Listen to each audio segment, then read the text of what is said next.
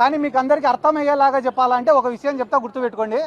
చంద్రబాబు నాయుడు గారు ఈడ పవన్ కళ్యాణ్, లోకేష్ ఇద్దరు కూర్చొని ఉంటే 3 వస్తువులు ఇచ్చినాడంట పంచుకోమని చెప్పి. ఒక దుప్పటి ఇచ్చినాడంట, ఒక చెట్టు ఇచ్చినాడంట, మూడోది ఒక ఆవుని ఇచ్చినాడంట. మీరిద్దరు పంచుకోండిరా ఆస్తులు అని చెప్పినాడంట. చెప్తేనే లోకేష్ ఏమన్నాడంట, అన్నా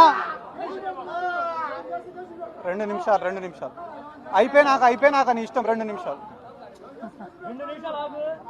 లోకేష్ చెప్పినాడంట పవన్ కళ్యాణ్కి, అన్నా నీకు పంపకాలు సరిగ్గా రావు, నేను పంచుతా, న్యాయంగా పంచుతా ఇద్దరికి అని అంట.